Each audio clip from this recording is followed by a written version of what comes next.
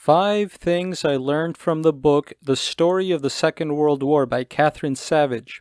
I will be reading 5 interesting excerpts. Now, this book was published by Scholastic Book Services, first copy written in 1957, so 12 years after the war ended. As a quick review, if you ever encounter this tiny book, which is pretty unlikely, it was an enjoyable book with a very broad look at World War II. This book had good general timeline of the war. I often found myself as a noob to the Second World War surprised to learn what countries were being occupied and in what countries the fight was taking place. This book also does create a kind of 3-act hero's journey type of narrative where the hero has to overcome a setback and you end up cheering for the good guys in the end of the book. In a few of the pages, you get a sense of the information they had available back then when the book was published, the narrative they had available back then, and a little bit of a sense of what she decided to honor and emphasize and not emphasize.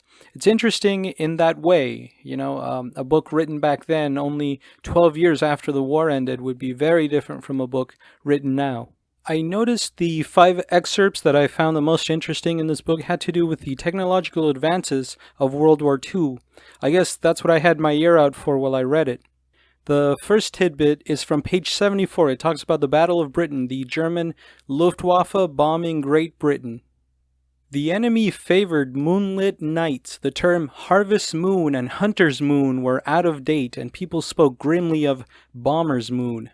At first, it seemed to Londoners as if no one was hitting back. After a long night filled with the sickening roar of exploding bombs, they would read next day of one enemy aircraft destroyed.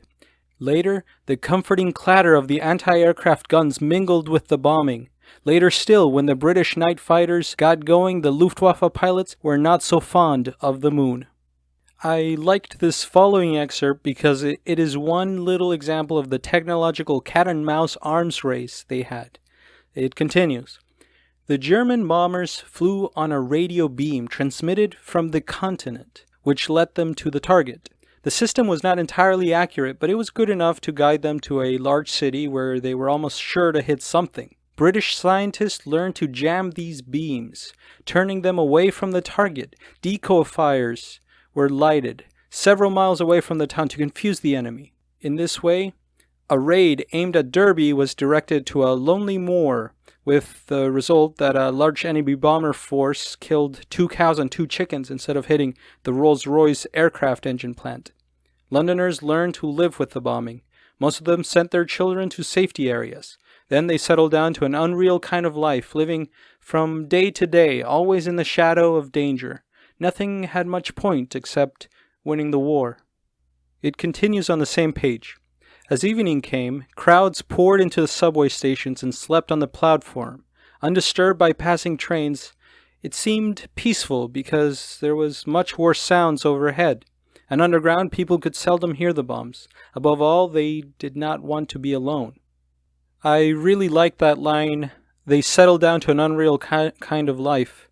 And the line, nothing had much point except winning the war. Imagine being consumed with such a goal. As of this recording, we are going through the coronavirus stuff, and we're all to some extent inconvenienced by this plague, but it's still kind of different from living a life consumed with such a tremendous goal, living a life where none of your private goals matter so much, and none of your problems matter so much as winning a world war. It's a very unique and overwhelming goal to have as a single human being. I like this next excerpt because if it were a movie, it would be a montage of a whole bunch of people all over the U.S. working for the war effort. Page 183. It reads, Plants stopped making sewing machines. Jukeboxes and refrigerators were retooled for aircraft and tanks, bombs and shells, guns and jeeps. They turned out thousands of the new amphibious DUKWs, commonly called ducks, that traveled either on land or sea. In the Detroit area, in 1938, firms made nearly 3 million passenger cars. In 1944, they produced 610. There was a sudden migration from the shores of the east and west coasts to the vast stretches of the Midlands. Factories sprouted in Colorado, Missouri, Utah, Mississippi, Nebraska, and Kansas. Agricultural land was submerged by cranes and sprawling sheds. A new method of production grew. Parts of a single machine were made at factories hundreds of miles apart and gathered with exact precision onto one great assembly line. 248 factories combined to make a flying fortress, and the atom bomb was created in laboratories and plants all over America. Steel is the basis for modern arms, and in 1942 there was not enough for Allied needs. New diesel scoops were sent to the Great Lakes to gouge out the rough red iron ore. It was carried by boat and train thousands of miles to mighty blast furnaces and coke ovens in the east, and new steel mills were built to finish the process. In 1944, America produced more steel than all Hitler's Europe together. By the way, iron ore for making steel was one of the reasons why Hitler invaded Sweden. Oil was another war essential. All the oil that was used in Britain by the Allied air forces from 1942 onward was pumped from the American wells. To carry the oil from the Texas fields to the refineries in the east, a pipeline was built. It was a gigantic project, but it took only 350 days to complete, snaking across the White Plains and over the Allegheny Mountains to the Atlantic seaboard. Hundreds of thousands of barrels of oils passed through every day. I really like this upcoming excerpt because I really want to remember these stats. Page 185.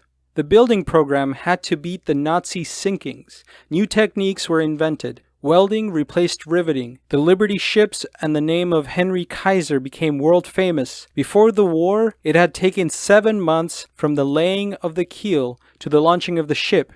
Men learned to do it in 41 days. At the time of Pearl Harbor, 2 merchant ships were launched in American yards every week. By 1943, 6.5 ships were built every day. And by 1944, 50. In this year, production reached such a peak that American factories also turned out a plane every 5 minutes and 8 aircraft carriers each week, to the dismay of the Nazis and the Japanese. By the way, where did all these aircraft carriers go? Please write it in the comments because I'm curious. When a landing in Europe and the reconquest of the Pacific Islands was planned, landing barges received first priority. They were a brand new necessity of modern warfare. Millions of men had to be carried into shallow waters in the face of enemy fire. Andrew Jackson Higgins, a builder of small boats in New Orleans, invented a new design of shallow draft boats. Orders flowed in from the Navy, and his shipyards were too small to carry them out. He roped off streets in New Orleans, strung up lights, and working through the 24 hours built the boats and filled the orders. I looked up Andrew Jackson Higgins, and Ike was quoted as saying Higgins won the war for the Allies, and Hitler was quoted as calling him the new Noah. It was really interesting to read for me because I've been wondering about this surreal concept. The idea that such an important part of the war was the technological cat-and-mouse game they had, and all of this logistical superiority and these technological advances in war production came from all these little businesses that were refurbished for the war effort. The victory lies in great part in these little capitalists, these little mom-and-pop stores that found a way to change their assembly line so that it would produce weapons. These little stores that learned how to, make a better mousetrap, as the saying goes, and then mobilized thousands of people to do crazy things like creating that pipeline that was mentioned before. It's insane to me. Page 212. This next excerpt is about the Battle of Monte Cassino, also known as the Battle for Rome. Then the 36th Division, which had a splendid battle record at Salerno, was sent forward to attempt a crossing of the rapid river at the foot of Monte Cassino. In the flooded valley against murderous fire, with fearful casualties, the remnants of the 2 companies reached the opposite bank. For 48 hours, they clung to pinpoints of sodden ground until their ammunition was exhausted. 2 days after their tragic failure, General Clark ordered the American 34th Division to another reach of the Rapido to force a crossing. Fred Magdaleni tells us in his book, Cassino. First, the approach across the flooded valley, then the wading of the icy river, then the pillboxes, dugouts, caves, and fortified houses along the lower slopes, and then, if they live that long, they must fight up the mountain themselves. That was the task of the 34th Division. They crossed the river and, always under fire, crawled their agonizing way up the bare, cratered slopes littered with their own dead. Day after day and night after night they clung to their gains. In the end, the few survivors were relieved by the 4th Indian Division and New Zealanders who had been brought in from the 8th Army. Again, Fred Magellani writes, "The performance of the 34th Division at Cassino must rank with the finest feats of arms carried out by any soldiers during the war. When at last they were relieved by the 4th Indian Division, 50 of those who held on to the last were too numbed with cold and exhaustion to move. They could still man their positions, but they could not move out of them unaided. They were carried out on stretchers, and it was one of the cruelties of this battle that some of them, having survived so much, were killed on their stretchers by shell fire on their long, tortuous way down to safety." I highlighted this excerpt solely for that ending, the fact that after surviving all that, they would be killed on their stretchers. Wow, that really left an impression on me. That's sad. This next excerpt is about the first guided missiles, page 271. In Germany, Hitler had pinned the people's faith to his miracle weapons. After each setback and as an answer to the Allied bombing, the Nazi news and radio predicted a miraculous salvation. Goebbels said that when the right time came, the Führer would unleash that weapon, so that Britain would crumble in ruins and all Germany's enemies would be struck down. The Allied leaders were well aware that this was not all talk, for the aerial photographs had shown curious buildings on the French coast which did not fit any known form of warfare. These were the launching sites for the secret weapons, and both the American 8th Air Force and the Royal Air Force had bombed them hard. On June 13th, just 1 week after D-Day, the first flying bomb hit England. During the next 2.5 months, many others followed. Aimed at London, they came over day and night in all weathers at irregular intervals so that people never felt safe. The new weapons came to be known as V-bombs. They were small, pilotless aircrafts carrying a large load of high explosives, and they flew on a course set by internal mechanisms. When the course was complete, the engine stopped and the flying bomb fell to earth with a deadly explosion. People grew wise, listening carefully for the horrible hum of the flying bomb engine, and when it stopped, they dived for cover. They called the bombs doodle bugs and buzz bombs. They did not reduce Britain to ruins, nor did they win the war for Hitler, but they killed people and added to the hardships at a time when the nation was very tired of war. Anti-aircraft guns were moved to the coast, a balloon barrage went up around London, and fighters took off and shot the flying bombs down over the sea. But some still got through, and it was only when the launching sites were captured by the Allies that the people in Britain could relax. Then a new terror started, bombs which were called V2s to distinguish them from the buzz bombs. They were high-speed rockets launched in Holland, which rose 50 miles into the air, traveling at nearly 4,000 miles an hour. They landed in or near London, and there was no warning of their arrival. The first sign was a deafening explosion, followed by the high whine of their passage through the air, since they traveled faster than sound. Fortunately for the long-suffering Londoners, Hitler could not produce many V2s. Their manufacture and launching was a complicated process, made much more difficult by Allied bombing. I liked this excerpt because it reminded me of something I heard from the Hardcore History podcast, that the ending of a war resembles the beginning of the next war. So basically during the Russo-Japanese War, the world saw a preview of what was coming in World War I. So that's when they started to see the concept of trench warfare as a response of the new combination of machine guns plus barbed wire. So at the beginning of World War I, a lot of troops were still fighting using line warfare. They would just lead infantry charges at the enemy, hoping to create a break in the enemy lines. But because they were charging into barbed wire and more accurate machine gun fire, they would just end up getting mowed down. Eventually, they learned their lesson and stopped it. What eventually did end the stalemate created by barbed wire and machine guns was the invention of the tank. And so, at the end of World War I, you ended up with what resembled the start of World War II, which was the Blitz, a charge of tanks. Some people say World War II was just a continuation of World War I. It was just the same war with just a little break in between. And so, towards the end of World War II, you end up with the creation of guided ballistic missiles, jet planes, B-29 bombers that could fly longer distances without refueling, and of course the atomic bomb, which would all be previews of how war was going to be fought next. Page 80. In Germany, the situation was different. Since many surrounding countries had been overpowered by German forces, most of the essential supplies came in overland. The anxiety about the safety passage of the Swedish iron ore had been settled by the conquest of Norway. Each conquered country was robbed for Nazi needs. There were still some gaps, but German scientists were working hard to fill them. Oil was produced from coal, and synthetic rubber had been invented. The German Navy was designed to sink enemy cargoes rather than to protect its own. On paper, at the start of the war, the British Navy looked far stronger than the German Navy. Actually, because Britain had not armed between the wars, many of her battleships were left over from the First World War, and few of her ships were as fast or well armed as their German opposite numbers. Hitler had built up the German Navy with well-designed modern craft. Although the Versailles Treaty limited the size of German warships, skillful designers crammed them with big guns and heavy armor. Ships which were supposed to be cruisers, like the Graf Spee and the Admiral Scheer, were in fact far more powerful and were called pocket battleships. By 1939, the Nazis were building two tremendous battleships, the Bismarck and the Tirpitz, 5 new cruisers, and as many submarines as they could turn out. Both the British and German navies laid minefields. By international law, the areas had to be declared so that the enemy entered them at his own risk.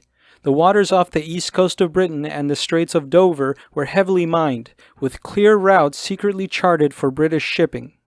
Early in the war, the Germans scored a big success with their newly invented magnetic mine. Up until then, all mines had been exploded by contact, and they remained harmless unless a ship hit them. The magnetic mines exploded when a ship merely came within a certain distance of them. Ordinary mines were swept up in nets by minesweepers, which worked continually, clearing safe passages. But the magnetic mines could not be swept up because they exploded first and sank the minesweepers. At one point, the huge port of London was almost closed because the seagoing channels were blocked with magnetic mines, which were dropped at night by parachute from German aircraft. They were designed to drift just below the surface. When things looked very bad, the British had a stroke of good luck. A magnetic mine fell on the soft mud flats at Shoeburyness, on the east coast of England, without exploding. With infinite patience and bravery, Lieutenant Commander Overy dissected the mine. Every moment might well have been his last. Step by step, he took the mine to pieces and discovered the secret. He found that magnetic mines were exploded by a changing magnetism brought about by the near presence of a steel hull. With this knowledge, British scientists worked out ways to beat the magnetic mine. Ships were fitted with enormous metallic coils through which an electric current was passed, which neutralized the magnetic effect of the ship's hull. A way was also found to explode the mines harmlessly, but while the secret lasted, the magnetic mines had given a lot of trouble. Well, that concludes the video about the 5 best excerpts from the book The Story of the Second World War by Katharine Savage. I hope you guys enjoyed it. If you like the topic of war and the Second World War, please check out my video called Embattled Rebel. It's about how it's very detailed and it has an overall general overview of the Civil War from the perspective of Jefferson Davis and how him and his Confederate generals lost the war. It goes into some detail about their strategy and line tactics. I find it very fascinating. I put a lot of work into that, so please check it out. And if you like the topic of World War II, I have a couple of videos about it coming up. One is The Young Hitler I Knew, about that book written by August Kubizek, the childhood friend of Hitler. And that's a very fascinating, incredible book that I think everyone should, know about. And I also have another one called The Road to Rescue, about the untold story of Schindler's List. It's from a guy named Pemper, who basically, he's an unsung hero, the guy. He saved so many people from death at concentration camps. So please subscribe. Comment if you have something to say, and it really encourages me when people like the video. So thank you. If nothing else, thank you for listening.